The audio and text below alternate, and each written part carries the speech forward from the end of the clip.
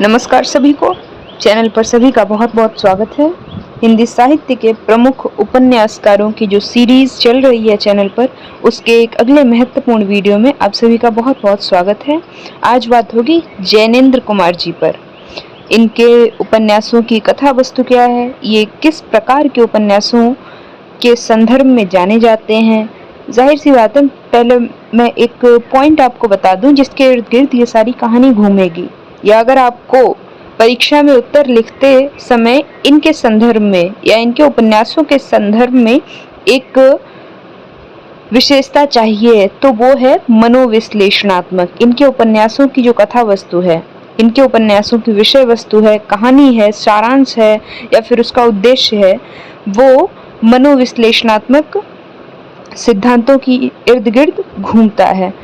तो BA Hindi honours के चतुर्थ सेमेस्टर के दिल्ली विश्वविद्यालय के जो विद्यार्थी हैं, उनके सिलेबस में, हिंदी उपन्यास के सिलेबस में एक पूरा टॉपिक जो है वो हिंदी साहित्य के प्रमुख उपन्यासकारों को लेकर लगा हुआ है, जिसमें 11 उपन्यासकार शामिल हैं, जिनमें से कईयों पर मैंने चर्चा कर ली है और जो कुछ बचे हैं उन पर मैं निरंतर चर्चा कर रही हूँ ताकि आप परीक्षा में बेहतर प्रदर्शन कर पाएं। तो आज बात होगी जैनेंद्र कुमार जी पर।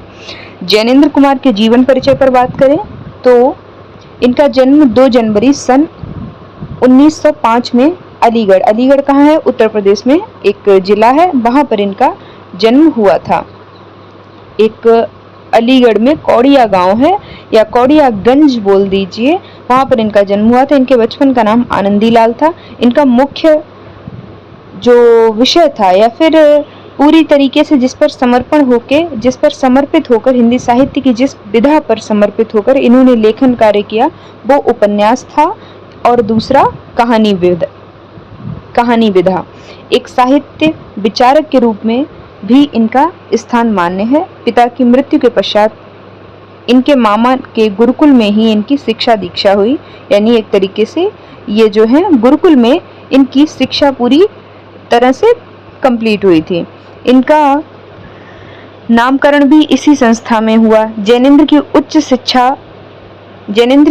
शिक्षा काशी हिंदू विश्वविद्यालय यानी कि VHU से हुई और 1921 में इन्होंने अपनी पढ़ाई छोड़ दी और कांग्रेस के असहयोग आंदोलन, जिसके बारे में आप सभी जानते होंगे, बहुचर्चित आंदोलन था, इसमें भाग इन्होंने लिया 1921 में पढ़ाई छोड़कर। 1921 में ही जैनेंद्र कुमार अपनी माता की सहायता के लिए अपना व्यापार शुरू करते हैं। इन्होंने राजनीतिक पत्रों में संवाददाता यानी एक संवाददाता के रूप में, एडिटर के रूप में कार्य भी किया। एक समय के बाद वह पूरी तरह से लेखन कार्य में लग गए, यानी पूरी तरीके से स्वयं को लेखन या फिर कह लीजिए साहित्य को समर्पित कर दिया। इनकी प्रसिद्धि का कारण इनका उपन्यास मुक्तिबोध है, जिसके लिए जैनेंद्र को साहित्य अकादमी पुरस्कार भी मिला। इनकी मृत्यु 24 दिसंबर सन 1988 में होती है। 1905 में जन्मे और 1988 में इनकी मृत्यु हुई। हिंदी साहित्य में इनके योगदान पर बात करें तो जैनेंद्र कुमार हिंदी साहित्य के प्रेमचंदोत्तर युग के प्रसिद्ध मनोवैज्ञानिक कथाकार हैं।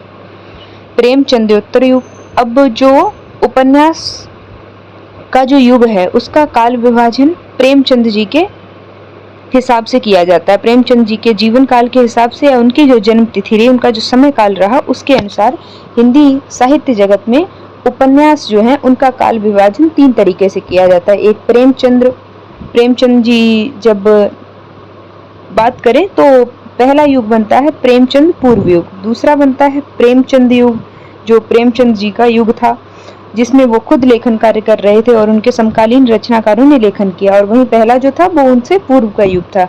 तीसरा युग बनता है प्रेमचंद उत्तर का अर्थ हो जाता है जो उत्तर काल था। प्रेमचंद जी की मृत्यु के पश्चात जो युग रहा जिसमें लेखक आदि ने उपन्यासों का सृजन कार्य किया, वो था प्रेमचंद उत्तर युग। उसी के प्रसिद्ध उपन्यासकार जाने जाते हैं और सुप्रसिद्धि प्राप्त हुई अपने उपन्यास मुक्तिबोध के लिए, जिसके लिए इन्हें साहित्य अकादमी पुरस्कार से भी सम्मानित किया गया। तो कुल मिलाकर एक पॉइंट निकलकर सामने ये आता है कि ये प्रेमचंद उत्तर युग के मनोविश्लेषणात्मक विषयों पर लिखने वाले प्रमुख उपन्यासकार हैं।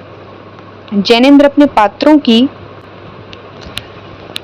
सामान्य गति में सूक्ष्म संकेतों की निहिति की खोज करके बड़े कौशल रूप से प्रस्तुत करते हैं। उनके पात्रों की चारित्रिक विशेषताएं इसी कारण से संयुक्त होकर उभरती हैं। जैनेंद्र ने उपन्यासों में घटनाओं की संगठनात्मकता पर काफी बल दिया है। चरित्रों की प्रतिक्रियात्मक संभावनाओं के निर्देशक सूत्र ही मनोविज्ञान और दर्शन का आश्रय लेकर उद्देश्य को प्राप्त करती हैं। ये चीजें आपको याद रखनी चाहिए ताकि जब आप उत्तर बनाएंगे, क्योंकि जो उत्तर है इनके उपन्यासों के इर्द गिर्द ही घूमना चाहिए, तो जाहिर सी बात है उनकी विषय वस्तु पर बात होगी, इनकी भाषा शैली पर बात होगी और उपन्यासों में इनके पात्र किस तरह से ये चित्रित करते हैं, इस पर आपको चर्चा करनी होगी।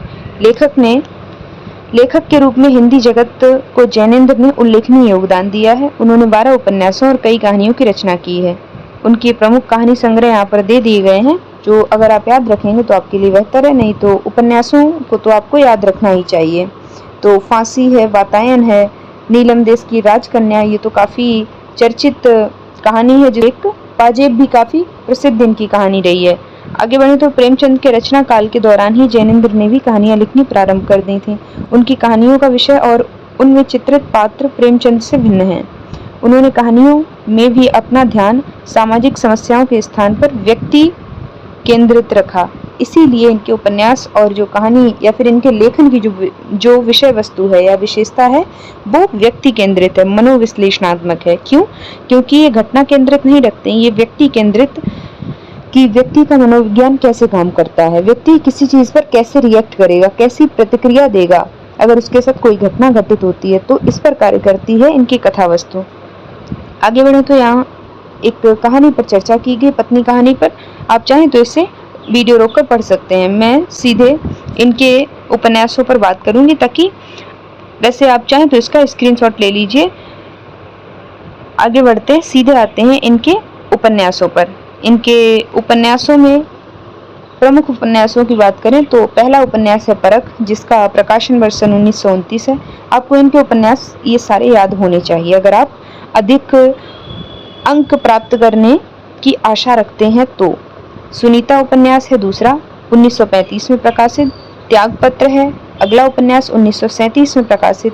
कल्याणी 1939 में और विवर्त 1953 में। सुखदा उपन्यास 1953 में, यानी 1953 में इनके दो उपन्यास आए, विवर्त और सुखदा, और 1953 में ही इनका एक और उपन्यास आया, व्यथित।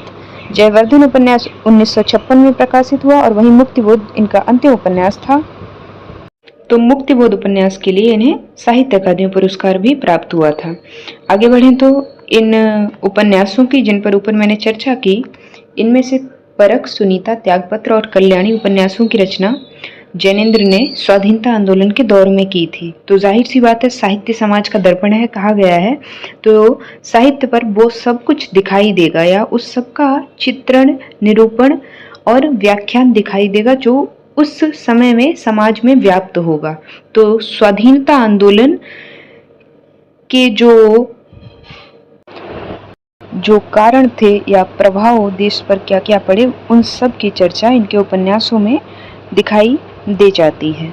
तो उस समय हिंदी समाज में क्रांतिकारी आंदोलन की चर्चा भी जोरों पर थी। वर्ष 1961 की बात करें तो उस समय में जैनेंद्र ने मुक्तिबोधी उपन्यास के लिए, मुक्तिबोध जो उपन्यास जिसका सृजन कार्य किया था, उस उपन्यास के लिए इन्हें साहित्य अकादमी पुरस्कार भी प्राप्त होता है 1961 में। इससे इन्हें पुरस्कृत किया गया और इस वर्ष 1971 में भारत सरकार द्वारा जैनेंद्र कुमार को पद्म भूषण जैसी महान उपाधि या महान सम्मान से भी नवाजा गया। इनकी रचनाओं की विषय वस्तु पर भी बात कर लेते हैं। जैनेंद्र के उपन्यासों की कथा वस्तु में, जैनेंद्र के उपन्यास की जो कथा है वो, उस पर जैनेंद्र की अद्भुत पकड़ है, यानी इनके पात्र जो हैं इनके अनुसार ढाले हुए हैं।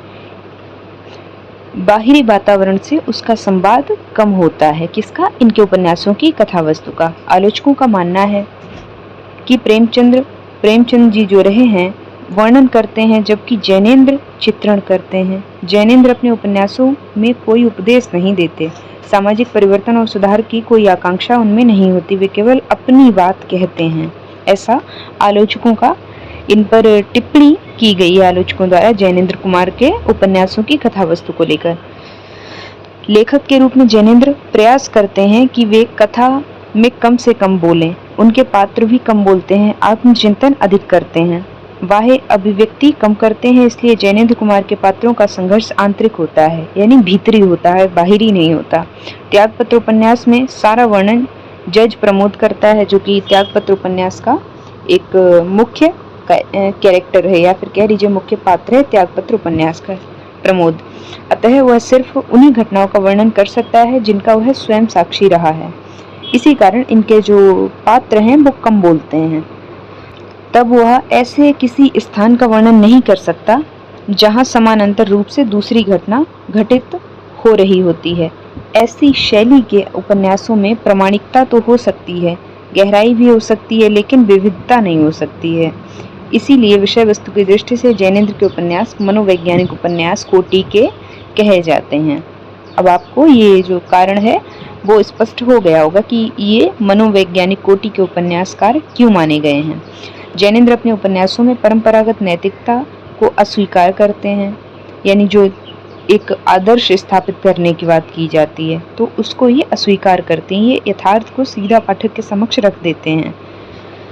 परंपरागत नैतिकता को अस्वीकार करने के कारण उनके पात्रों के जीवन में पीड़ा का संचार दिखाई देता है। पात्र अपनी इस पीड़ा को नियति मान लेते हैं, यानी हमारी तो नियति ही यही है, हमारा तो भाग्य ही यही है। वे पीड़ा का प्रतिकार नहीं करते हैं और पीड़ा से बचने के लिए कोई उपाय भी नहीं ढूंढते। कुछ समय पश्चात यह पीड़ा आत्म पीड़ा बन जाती है। यह आत्म पीड़ा जैनेंद्र के उपन्यासों का मुख्य भाव है। तो इनके उपन्यासों की क्या कथा वस्तु है, उसके क्या क्या प्रमुख बिंदु हैं, ये आपको अब आई होप क्लियर हो गए होंगे। अगले वीडियो में बात होगी किसी अन्य महत्वपूर्ण उपन्यासकार के बारे में। बाकी जो उपन्यासकार आपके सिलेबस में लगे हुए हैं, संकलित हैं, उन पर चर्चा बहुत पहले मैं कर चुकी हूँ, तो जाकर प्लेलिस्ट चेक करिए। डिस्क्रिप्शन बॉक्स में भी प्लेलिस्ट की लिंक मिल जाएगी, वहाँ से भी आप जाके प्लेलिस्ट चेक कर सकते हैं। या कोई टॉपिक, कोई वीडियो ढूंढने में परेशानी हो रही है तो यूट्यूब पर जाकर टॉपिक सर्च करिए और मेरे चैनल का नाम साथ में डाल दीजिए, ताकि आपको बेहतर एक्सप्लेनेशन के साथ में बेहतर नोट्स भी मिल जाएं। तो वीडियो को यहीं पे एंड करते हैं। चैनल से ज़रूर जुड़ें, वीडियो को लाइक करें। Thanks for watching this video.